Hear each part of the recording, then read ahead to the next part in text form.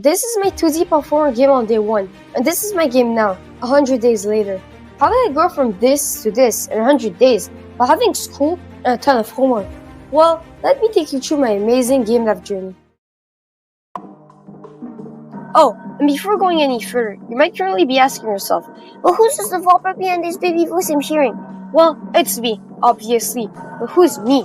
I'm a 13-year-old game developer who started coding around 5 years ago in order to create games, websites, and fun apps, which led me to build this 2D puzzle platformer with my twin brother. And now, you might be asking yourself again, but what's this 2D puzzle platform game you've been yapping about?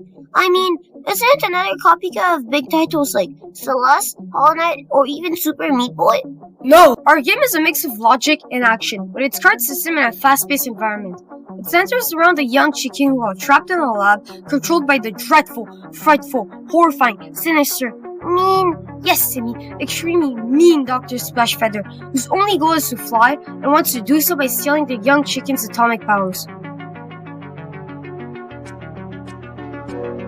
The first days of labor were devoted to planning the game in order to make it original, and not a copycat of some known games, as we know that it's an important part of game development and an element that we often overlooked in our previous projects.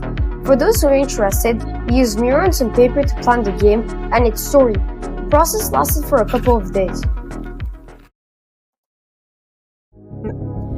Phew! After getting rid of this annoying part of the project, we finally started working on the real stuff. In this case, the player controller.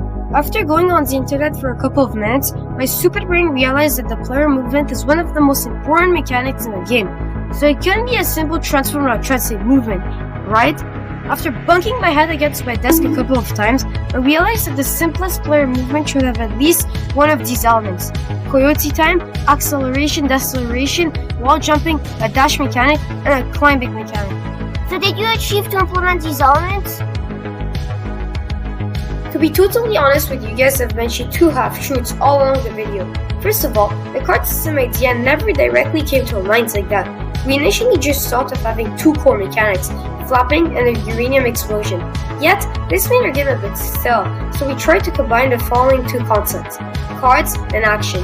So our plan was that every card, only 3 for now, will represent a mechanic that will be used to progress throughout the levels, and every level will have a predominant card, while always keeping the flap ability.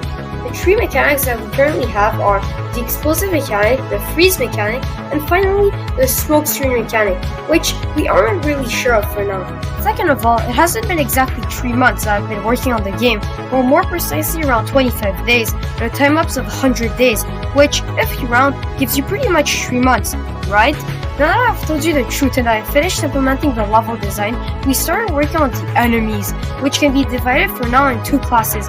Following sticky, buggy enemies that follow a ground path and turn when colliding with a ledge, shooting or guarding enemies as you want to call them, that don't only patrol but can equally attack you by shooting laser beams. That's my computer, that's my game. What do you expect? No need to expect anything, here's what happened. We had to do something. Important notice, the following scenes will contain dangerous content. After bunking my head against my desk a couple of times, I thought of a somewhat brilliant idea. Separate the game into rooms, since I'm too broke to make an open world game, and deactivate the rooms where the player isn't in.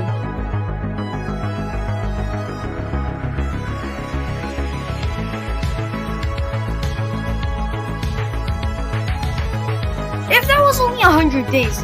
Well, not exactly. Shut the Jeff up, Timmy. Now I can continue. If that was only 100 days, how will my game be in the future? Join my Discord server for more insight to embark on my game dev journey. In order to do so, like and subscribe or else...